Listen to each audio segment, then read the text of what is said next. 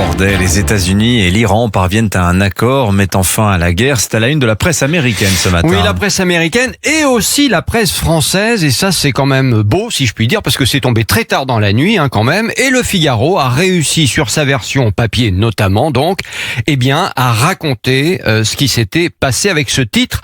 G7, Trump compte sur le soutien de ses alliés après son deal avec l'Iran. La version web du journal, pour sa part, reprend la petite phrase du président américain sur son réseau social après cet accord: que le pétrole coule à flot, point d'exclamation, allusion aux conséquences de la réouverture du détroit d'Ormuz et à la levée du blocus américain. Dans son éditorial en une du journal, Philippe Gély estime que les 3 jours que Trump s'apprête à passer en France à l'occasion de la grand-messe des 7 pays les plus industrialisés pourraient ressembler au triomphe d'un général romain après une campagne victorieuse. Oui, mais attention, rappelle l'éditorialiste, les apparences prévalent sur le reste, car dans le fond, rien n'est vraiment réglé.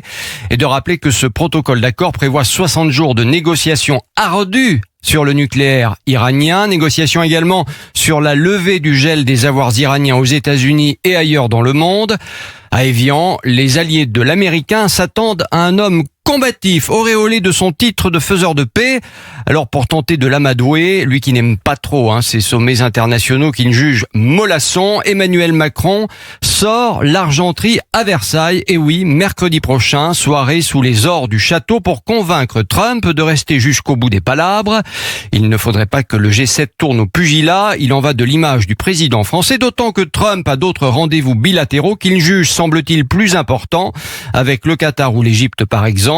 Preuve que le maître de la Maison-Blanche continue de tenir les Européens à distance, ou quand ça ne veut pas, les Européens toujours en dehors de l'équation trumpienne. Christophe, le G7 à Évian s'annonce encore plus tendu qu'imaginé. Oui, surtout entre la France et les États-Unis, justement, entre Trump et Macron. Le président américain a remis une pièce dans la machine durant la nuit.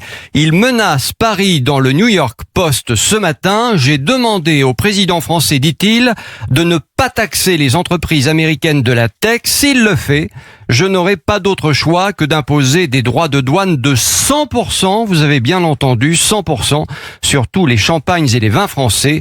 Ça promet des discussions franches entre les deux chefs d'État. Le journal Les Échos, lui, fait les comptes après ces mois de guerre. Pétrole, inflation, croissance, ce que la guerre en Iran a coûté à l'économie mondiale, titre le journal. Le blocage du détroit d'Ormuz a fait bondir les prix du pétrole, a amputé le pouvoir d'achat des ménages ainsi que la croissance mondiale. Dans le détail, plus d'1 milliard de barils de pétrole qui n'ont pu être produits par les pays exportateurs. L'inflation s'affiche partout.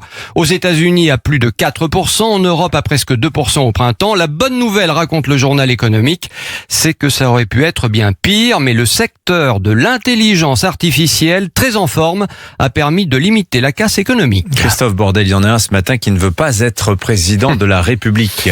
Oui, et il fait la une du Parisien aujourd'hui en France, tout sourire. Kylian Mbappé répond aux questions de ses coéquipiers et de ses proches. Une interview légère, mais pas que. Tiens, se verrait-il président en 2027 ou plus tard? Pas du tout.